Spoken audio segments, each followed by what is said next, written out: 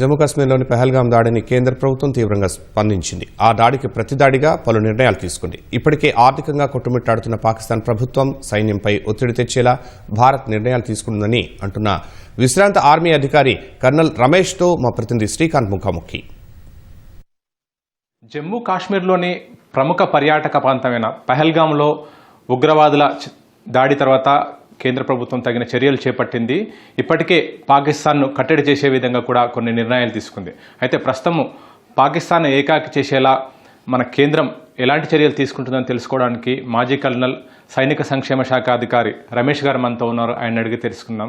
నమస్కారం సార్. నమస్కారం అండి. సార్, ప్రస్తుతం ఉగ్రవాదులు చేసిన దాడిని విషయంలో పాకిస్తాన్ ఏకాకి చేసేలా కూడా కేంద్రం కొన్ని చర్యలు చేపట్టింది. ఆ చర్యలు ఏ విధంగా ఉండొచ్చు, అంటే దాని ప్రభావం పాకిస్తాన్ పైన ఏ విధంగా ఉండొచ్చు? మీరు అడిగినటువంటి ప్రశ్నకు జవాబు చెప్పే ముందర పాకిస్తాన్ ద్వారా స్పాన్సర్ చేసినటువంటి టెర్రరిజం ద్వారా భారత పౌరులు వాళ్ళ ప్రాణాలు కోల్పోయారో వారందరికీ శ్రద్ధాంజలి ఘటిస్తున్నాను. పాకిస్తాన్ ఇప్పుడు చేసినటువంటి ఈ చర్య కరెక్ట్గా వర్డ్ నాకు వచ్చిన తెలుగు ప్రకారంగా అంటే పిరికి పంద చర్య అని మనం క్లియర్గా చెప్పగలగాలి.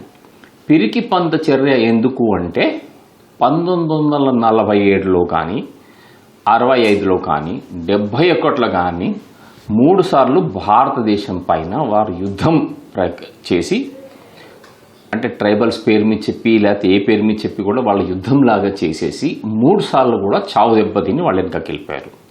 ఆ తర్వాత వాళ్ళు కార్గిల్ యుద్ధంలో కూడా దొంగచాటుగా కార్గిల్లో ఆక్యుపై చేసి అక్కడ కూడా చావు దెబ్బతిని వాళ్ళు వెళ్ళిపోయారు. కాబట్టి వాళ్ళకి తెలిసిపోయింది ఏంటి అంటే ఏ ప్రకారంగా భారతదేశాన్ని వాళ్ళు ఎదుర్కోలేరు.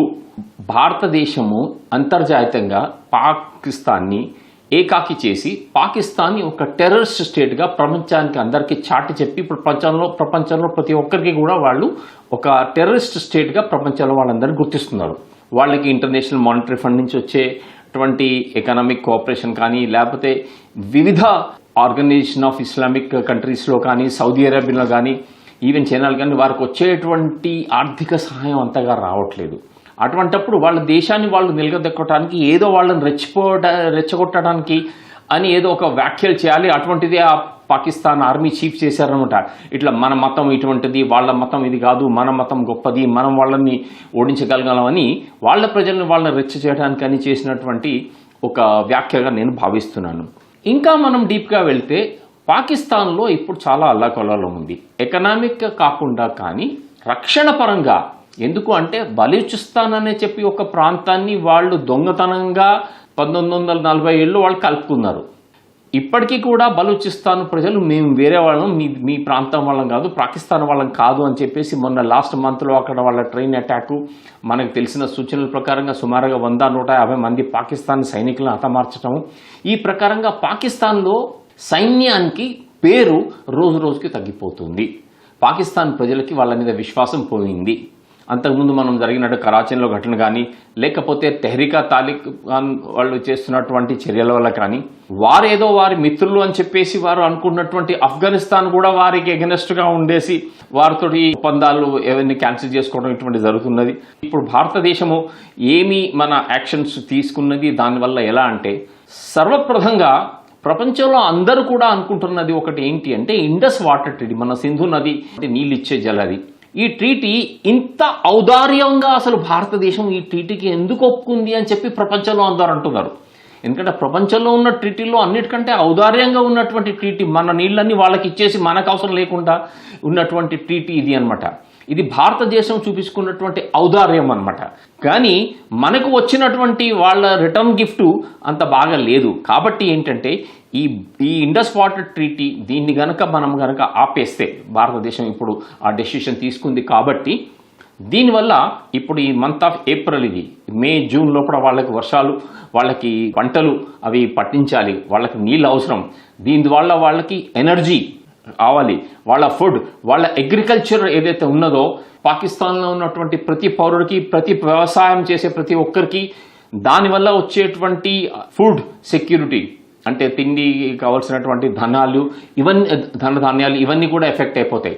కాబట్టి పాకిస్తాన్ ప్రజలు వారి ఆర్మీకి ఎగనెస్ట్గా వెళ్ళటానికి చేసుకున్నటువంటి ఇది ఒక గొప్ప బ్రహ్మాస్త్రం అని చెప్పేసిగా నేను భావిస్తున్నాను. గతంలో కూడా మనం విన్నాము, కొంతమంది పాకిస్తాన్లో రావల్పిండి మీద వాళ్ళ మిలిటరీ హెడ్ క్వార్టర్, వాళ్ళ మిలిటరీ అధికారుల మీద ప్రజలు తిరుగుబాటు చేసేసి వాళ్ళ ఇళ్లలోకి వెళ్ళి దోపిడీ చేసి వచ్చారు.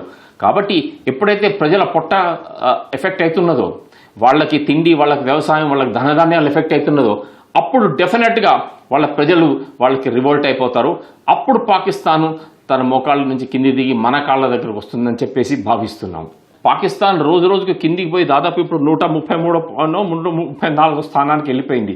కాబట్టి వారు కూడా ఎకనామిక్గా భారతదేశం ఏ ప్రకారంగా ముందుకు సాగుతుందో ఆ ప్రకారంగా సాగాలని వాళ్ళ ప్రజలు వాళ్ళ మీద ఒత్తిడి తెస్తారని చెప్పేసి నేను భావిస్తున్నాను. సార్, గతంలో ఈ విధంగా అంటే పాక్ తరఫు నుంచి కానీ అక్కడ ఉగ్రవాదం తరఫు నుంచి కానీ దాడులు జరిగినప్పుడు మన దేశం ఈ విధంగా స్పందించింది. అంతకంటే ఎక్కువగా ఇప్పుడు ఇంకా తీవ్రంగా కూడా స్పందిస్తున్నట్టు కూడా తెలుస్తుంది.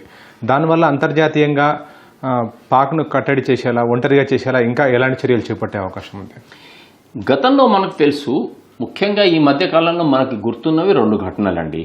ఒకటి ఏంటంటే ఊరి దగ్గర మన స్ట్రైక్ జరిగినప్పుడు ఊరిలో మన కొంతమంది సోల్జర్స్ని వాళ్ళు పిరికి పందలాగా రాత్రికి వచ్చేసి బాంబులు పెట్టి పేల్చేసి హతమార్చి వాళ్ళు వెళ్ళారు.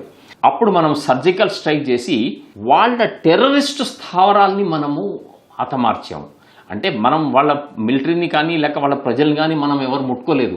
వాళ్ళు వచ్చి మన మిలిటరీని రెచ్చగొట్టారు కానీ మనం రెచ్చగొట్టాం. మనం వెళ్ళేసి ఏం చేసాము, వాళ్ళ టెర్రరిస్టులు, ఉగ్రవాదుల స్థావరాల్ని మనం ధ్వంసం చేశాము. అంటే ఒక ప్రకారంగా వాళ్ళకి మంచి చేసాం మనం, అంతేగాని పాకిస్తాన్ మంచి చేసాం. వాళ్ళు ఏమంటున్నారు, మేము ఉగ్రవాదాన్ని కట్టబెట్టలేకపోతున్నాము అంటున్నారు. సరే, మేము కట్టబెడతాం మీ ఉగ్రవాదాన్ని వచ్చేసి వాళ్ళ ఉగ్రవాద స్థావరాన్ని ధ్వంసం చేశాం.